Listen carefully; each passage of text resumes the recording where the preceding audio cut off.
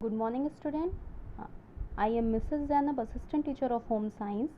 मैं आपको class 10th home science का दूसरा चैप्टर आय व्यय और बचत पढ़ाऊंगी, जो कि मैंने अपने प्रीवियस वीडियो में आपको और पढ़ा चुकी हूँ इनकम, एक्सपेंडिचर एंड सेविंग में, कि आय क्या होती है, आय व्यय और बचत। इसमें 3 टॉपिक है, जिसमें से आय मैं कंप्लीट कर चुकी हूँ अपने प्रीवियस वीडियो में, जिसमें आय का अर्थ यानी आय किसे कहते हैं, उसकी परिभाषा।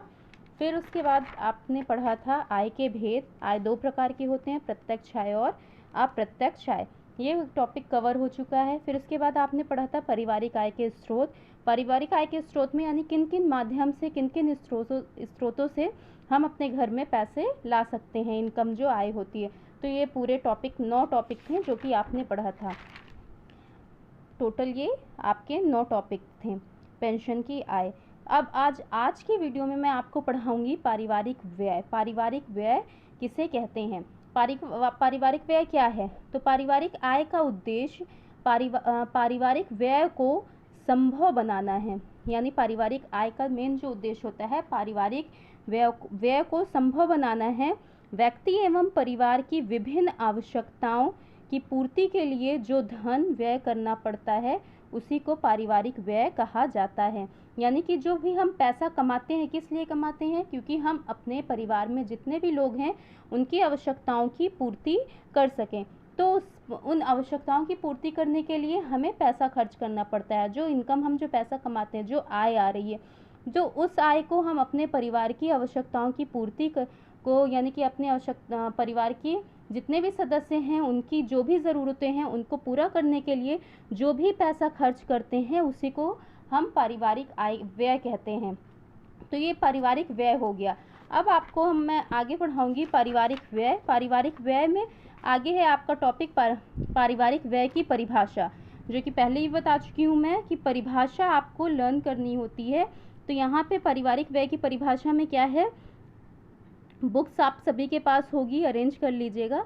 किसी निश्चित अवधि में संबंधित परिवार द्वारा अर्जित आय के उस अंश को पारिवारिक व्यय माना जा सकता है जो परिवार के विभिन्न आवश्यकताओं की पूर्ति के लिए व्यय हुआ हो। ये सेम वही चीज़ है कि हम उसको कहते हैं पारिवारिक व्यय, जो कि हम परिवार की विभिन्न आवश्यकताओं की व्यय पूर्ति के लिए जो भी पैसा खर्च करेंगे वो ही पारिवारिक व्यय है। तो अर्थ और परिभाषा में दोनों एक ही मतलब निकल रहा है, तो ये आप याद कर लीजिएगा। अब आगे है पारिवारिक व्यय के प्रकार। पारिवारिक व्यय के प्रकार में है कि पारिवारिक व्यय कितने प्रकार के होते हैं।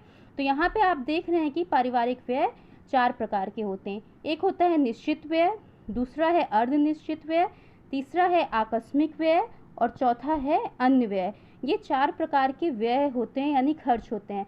तो सबसे पहला है निश्चित व्यय। नाम से ही आपको समझ में आ रहा है, निश्चित व्यय का मतलब है कि ये खर्च जो होता है वो एक प्रकार से निश्चित होता है कि ये हमें खर्च करना ही है। जैसे ये व्यय पूर्ण रूप से निश्चित होते हैं, जैसे मकान का किराया, स्कूल की फीस, भोजन पर होने वाला व्यय आदि। यानी हम रहते हैं मकान में, जो हमारी मूलभूत आवश्यकताएं हैं आपको पता है, रोटी, भोजन, वस्त्र और मकान।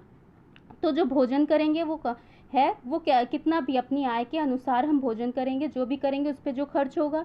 पढ़ रहे हैं, स्कूल की फीस देना, मकान का किराया, तो ये एक निश्चित व्यय होता है कि ये हमें खर्च करना ही है। दूसरा होता है अर्धनिश्चित व्यय। निश्चित तो पूर्ण निश्चित हो गया कि ये ज़रूरी ही है। अर्धनिश्चित व्यय में होता है कि इन पर प्रति माह खर्च तो निश्चित होता है, करना तो निश्चित होता है, परंतु ये घट तथा बढ़ सकते हैं। जैसे वस्त्रों व भोजन पर होने वाला व्यय घटाया जा सकता है।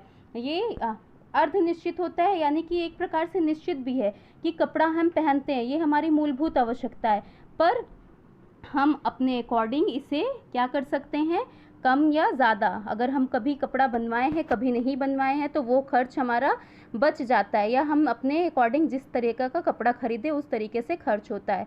या उसके बाद है भोजन पर, कभी अच्छा है, कभी लोग ज़्यादा आ गए हैं, कभी कुछ है, तो ऐसे अर्धनिश्चित व्यय होता है, किसी प्रकार का निश्चित नहीं होता है, कभी कम और कभी ज़्यादा ये हो सकता है। आकस्मिक व्यय, आकस्मिक का मतलब ही आप समझ सकते हैं कि आकस्मिक का मतलब क्या होता है, अचानक अचानक कोई भी व्यय हो, आकस्मिक का मतलब आप लोग को इतना पढ़े हैं, जानते ही हैं। इस व्यय में क्या होता है, इस व्यय का पूर्ण ज्ञान नहीं होता है, यानी कि ये कोई निश्चित नहीं होता, अर्ध निश्चित नहीं होता, इसका हमें कोई जानकारी ही नहीं होती है। कभी कभी परिवार में आकस्मिक व्यय भी आ जाते हैं, ये कम या बहुत अधिक भी हो सकते हैं। परिवार में किसी सदस्य की गंभीर बीमारी, निकट संबंधी तथा घर में विवाह आदि इस वर्ग में आते हैं। तो ये आकस्मिक व्यय हुआ। आकस्मिक व्यय में क्या है कि आप कभी भी अचानक, आकस्मिक का मतलब यही होता है कि ये कोई निश्चित नहीं है, कभी अचानक कोई भी दुर्घटना हो गई, शादी है, ब्याह है, या कभी कोई अचानक मेहमान भी आ गए घर में, तो उसमें क्या होता है, हमें वो खर्च करना पड़ता है। उस खर्च को हम आकस्मिक, यानी कि वो निश्चित नहीं है या हम पूर्ण रूप से सोचे हुए नहीं होते हैं, पर अचानक से कोई भी व्यय हो जाएगा तो वो आकस्मिक व्यय होगा। फिर अन्य व्यय, बाकी इन निश्चित, अर्धनिश्चित, आकस्मिक व्यय के हटाने के बाद जो भी व्यय बचेगा आप उसे अन्य व्यय में कह सकते हैं। जैसे कि इस वर्ग में मनोरंजन तथा विलासिता संबंधी आवश्यकताओं पर किए जाने वाला व्यय आता है।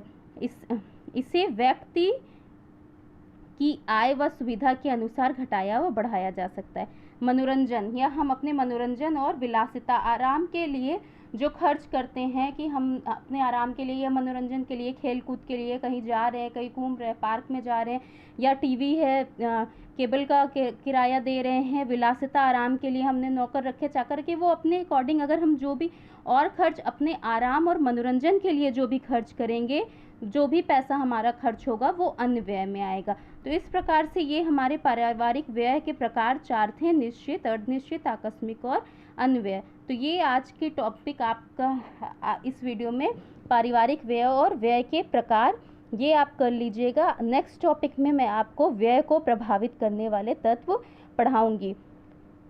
Thank you.